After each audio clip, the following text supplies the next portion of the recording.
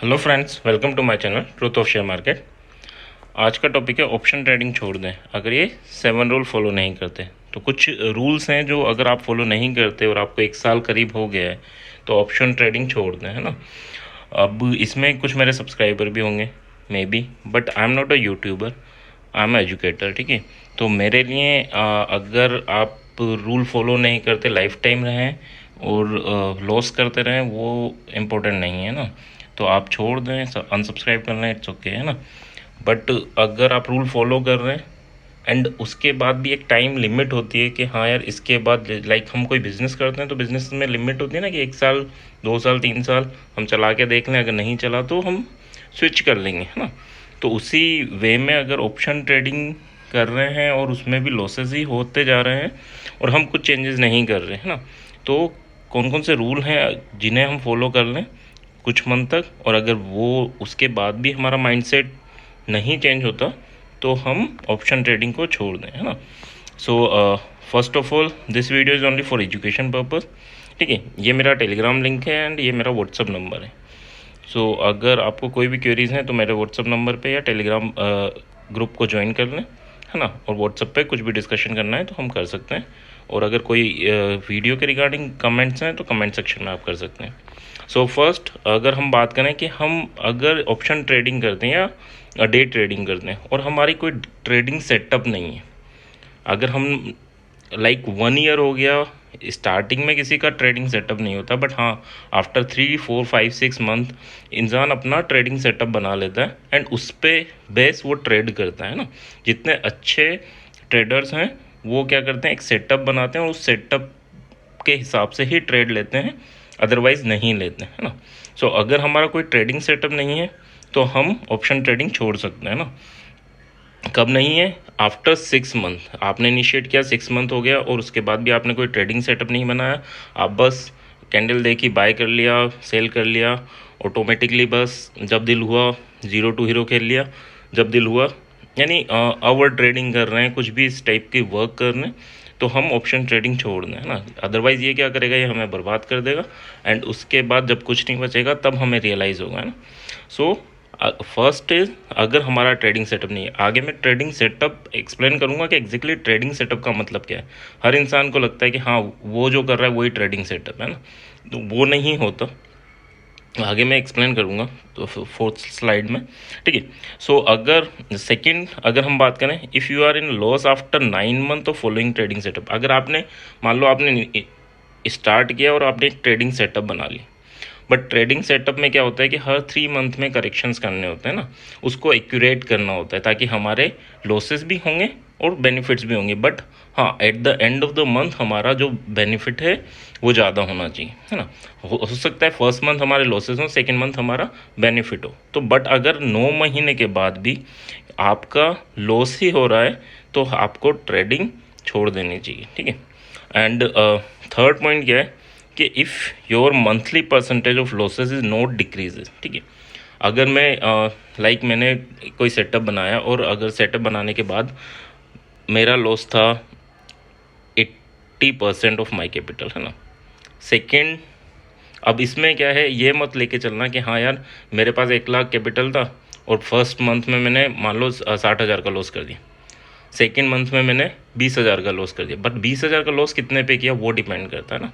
So percentage wise जोड़ना, है ना। 1 लाख का कैपिटल है, 60,000 लुटा दिए या लॉस कर लिया तो यानी 60% में लॉस कर चुका। अब 40,000 है और उस पर अगर मैं 60% से कम, यानी मैंने अपना लॉस 30% कर लिया सेकेंड मंथ और थर्ड मंथ में 0 पे लिया, तो ठीक है ना। तो आप थोड़ा समझ रहे हो मार्केट को, है ना, तो ये ठीक है। बट अगर आपके लॉसेस इंक्रीज होते जा रहे हैं, मान लीजिए first month 60%, second month 70%, third month 80%, तो आप ट्रेड नहीं समझ पा रहे हो, है ना। और हर एक के बस की नहीं होती कि हाँ ट्रेड को समझ ले, तो अगर नहीं समझ पा रहे हैं तो हम छोड़ सकते हैं, ठीक है। हो सकता है आपको बुरा लगे, आप नहीं छोड़ें, आप मुझे गालियाँ दो, बट हाँ at the end of the after a long year आपको रियलाइज़ होगा कि हाँ जो मैं चीज़ें कह रहा हूँ या तो इन्हें करेक्ट कर लें या फिर हम ट्रेडिंग छोड़ दें, ठीक है। दो ही ऑप्शन है, या तो हम करेक्ट कर लें या ट्रेडिंग छोड़ दें। करेक्ट किस वे में करना है वो भी मैं बताऊँगा थोड़ा आगे। Okay, fourth point is if your daily target in option buying is more than 10 to 20%, है ना। अगर हम सोच रहे हैं कि यार आज मैं 10,000 लगाऊंगा और 10,000 कमाऊंगा, हाँ हो सकता है किसी दिन आप कमाओगे, बिल्कुल कमाओगे, बट हाँ अगर मेरा हर दिन का टारगेट ही कि 100%, 70%, 200%, ये सोच के मैं मार्केट में आ रहा हूँ, मार्केट ऐसे नहीं देगा पैसा, है ना। तो ये सोच के अगर आप आ रहे हो तो आप गलत हो, है ना। सो अगर आप 10 to 20% लेने आ रहे हो, इवन 10% से भी कम, अगर आप 50,000 रुपये का 3% लोगे ना बच्चों, तो आगे जाके एक साल में वो 25 लाख बन जाता है, अगर डेली 3% निकालें। तो इस टाइप से सोचा करो, है ना, ज़्यादा नहीं। डेली 3% बहुत होता है, जब कम्युलेटिव होता है तो ये काफ़ी ज़्यादा अमाउंट हो जाता है। तो इसको समझ के चलना। अगर आपको लगता है कि यार मेरे को डेली 100% चाहिए, हो सकता है किसी दिन मिलेगा, बट 10 में से 8 बार आप गलत होंगे और आप उसमें लॉस बुक करेंगे। तो इसको क्लियर रखना। Fifth point is if your risk to reward is not greater than 1। अगर हम सोचते हैं कि यार हाँ इनिशियल स्टेज पे क्या होता है, बिगिनर लेवल पे, कि हाँ मेरे को लगता है कि हाँ जो मैं ट्रेड ले रहा हूँ, ठीक है, तो मैं ट्रेड ले रहा हूँ, मान लो 200 रुपये का मैंने बैंक निफ्टी का ऑप्शन लिया, तो 220 मेरा टारगेट है, बट वो 210 से वापस आ गया, तो मैं वेट कर रहा हूँ, 180 चला गया, 150 चला गया एंड 100 चला गया, मैं सोच रहा हूँ ये अब बचा ही क्या, है ना। सो यानी मैंने रिस्क टू रिवॉर्ड मैनेज ही नहीं किया। मैं 20 रुपये लेने आया था और मैं 100 रुपये दे रहा हूँ, ठीक है।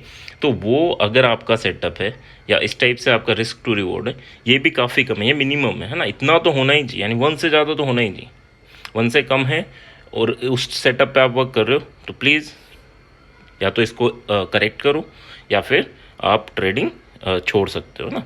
6 point that is important, if you are not relaxed after taking trade, ठीक है। ट्रेड लेने से पहले आप बिल्कुल एनालाइज करो, हर पॉइंट को एनालाइज करो। हाँ जिस भी लेवल पे आ रहा है वहाँ तक आने दो, वेट करो, सब कुछ करो, बट अगर ट्रेड लेने के बाद मेरे को लग रहा है कि यार मार्केट अब इस लेवल से बाउंस करेगा और मैंने उस लेवल पे परचेज कर लिया कोई ऑप्शन एंड उसके बाद थोड़ा सा वो फ्लक्चुएट हो रहा है और मैं घबरा रहा हूँ, ठीक है। जैसे ही ट्रेड ले रहा हूँ नेक्स्ट सेकंड से मैं रात दिल घबरा रहा है, मुझे लग रहा है अब लॉस नहीं हो जाए, ये नहीं हो जाए, वो नहीं हो जाए। तो ऐसा ट्रेडिंग अगर आप कर रहे हो तो प्लीज़ ट्रेडिंग छोड़ दो, क्योंकि ये साइकोलॉजी है और ये साइकोलॉजी ईजीली चेंज नहीं होती है ना। तो साइकोलॉजी न चेंज होनी, और 10 में से, यानी अगर मैं बात करूँ 1000 में से आपने 1-2 की स्टोरी सुनी होगी कि हाँ यार उन्होंने अच्छा बेनिफिट कर लिया, बट 990 बंदों की स्टोरी नहीं सुनी होगी जिन्होंने काफ़ी ज़्यादा लॉसेस कर ली। सो अगर आपको लगता है कि हाँ अगर आप ट्रेड को लेने के बाद अपने आप को मैनेज नहीं कर पा रहे, आप रिलैक्स नहीं रह रहे, काम नहीं रह रहे, तो आप ट्रेडिंग छोड़ सकते हो ना। इस पॉइंट पे ध्यान रखना। 7th पॉइंट, अच्छा 6 पॉइंट में ये है कि हाँ इनिशियली फर्स्ट ट्रेड लेते ही ये नहीं है मैं 2 घंटे रुक जाऊँ, बट हाँ मैं धीरे धीरे अपने टाइम को इंक्रीज़ करूँगा। पहले हो सकता है मैं 5 मिनट रुकने में कंफर्टेबल हूँ, फिर 10, एक महीने बाद 10 मिनट, फिर इस टाइप से, बट हाँ 5 मिनट की भी ट्रेड होती है, उस टाइप के मैं सेटअप रखूँ।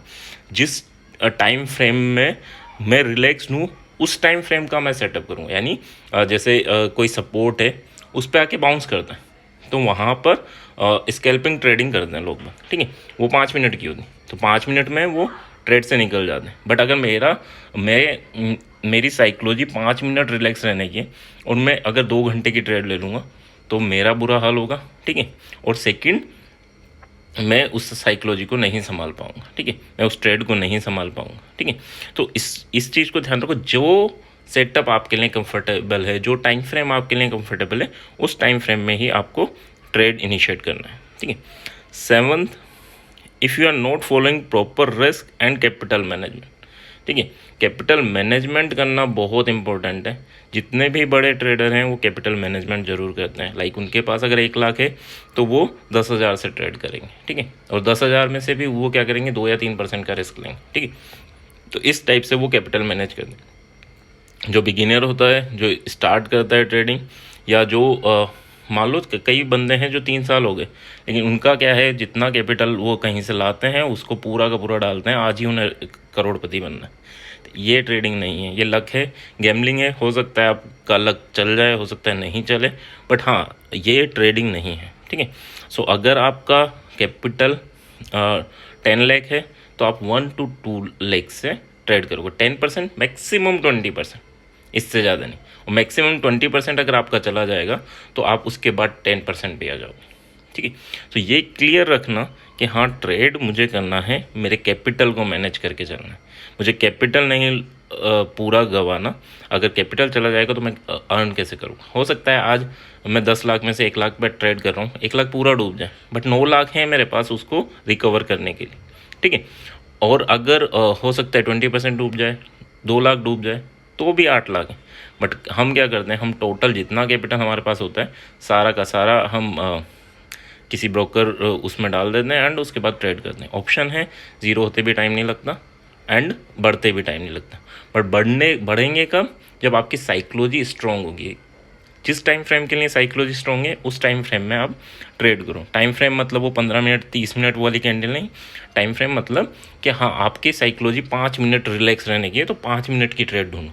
कई सेटअप हैं जो 5 मिनट के लिए करते हैं, कई सेटअप हैं जो 2 घंटे के लिए करते हैं, कई सेटअप हैं जो 2 दिन के लिए करते हैं ना।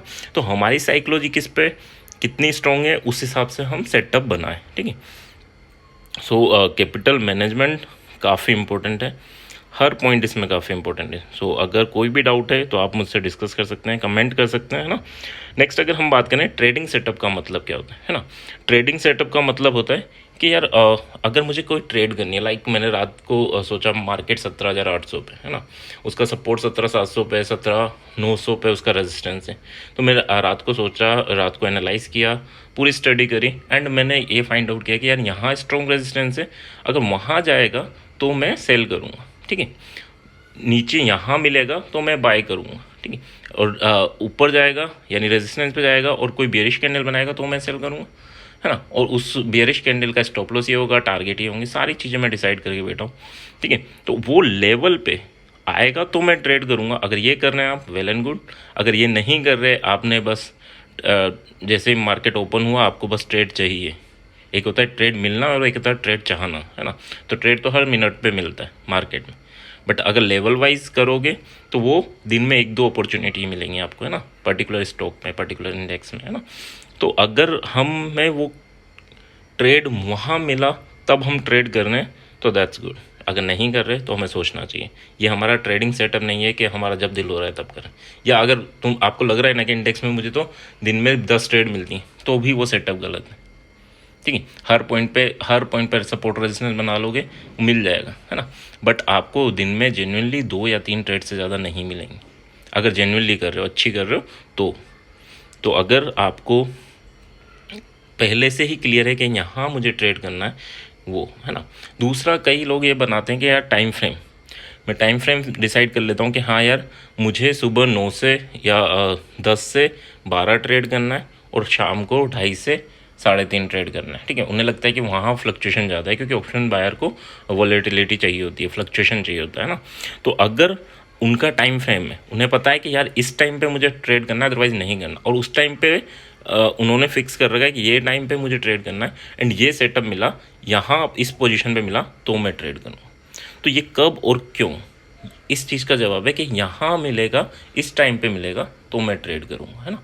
तो ये अगर आपने डिसाइड कर रखा है तो आपका ट्रेडिंग सेटअप यूज़फुल है ना।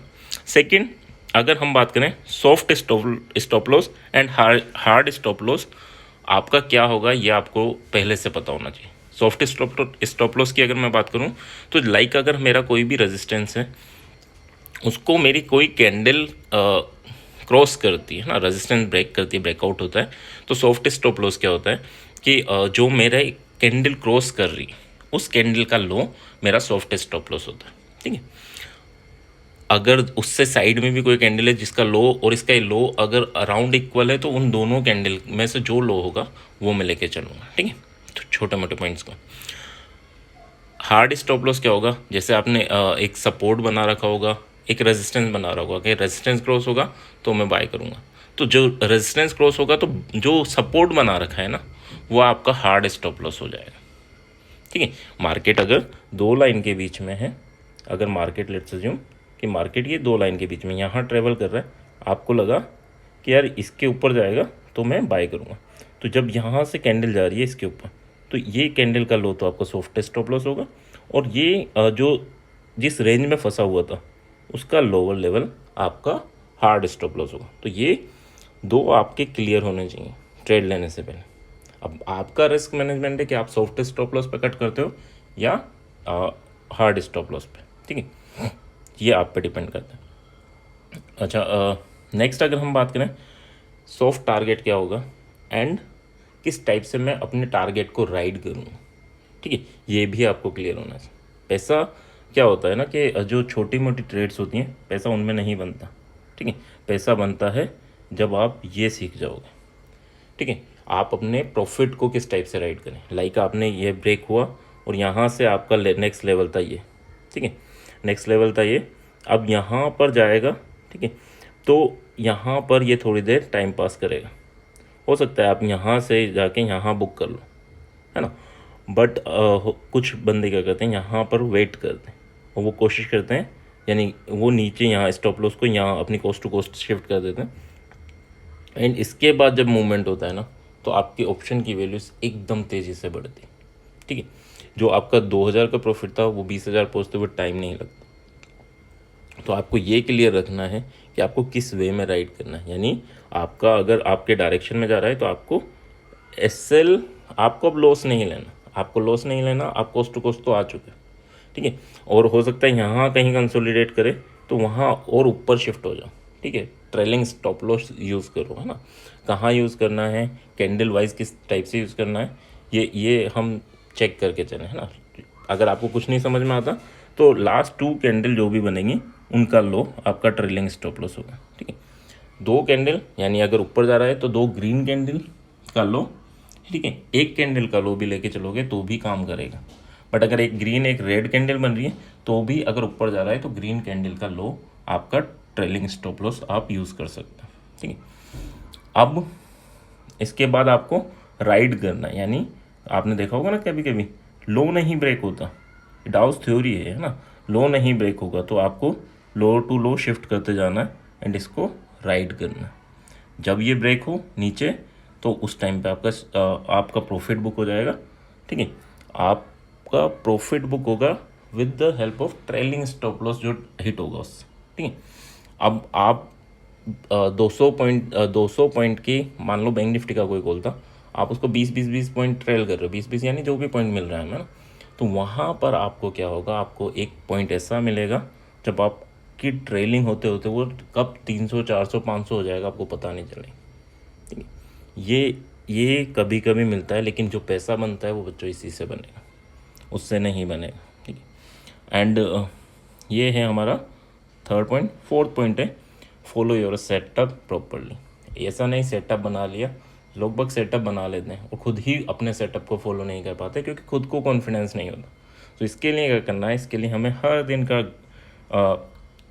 ट्रेडिंग व्यू ले लो, ज़रूदा ले लो, किसी पे भी, है ना, किसी पे भी आप जाओ और वहाँ जाकर डेली का मूवमेंट देखो, जिसमें भी आप ट्रेड करते हो, बैंक निफ्टी में करते हो, निफ्टी में करते हो, और वहाँ जब डेली का मूवमेंट देखोगे तो आपको एनालाइज होगा कि हाँ यार कहाँ कहाँ किस वे में हम इसको अपने प्रॉफिट को मैक्सिमाइज़ कर सकते हैं।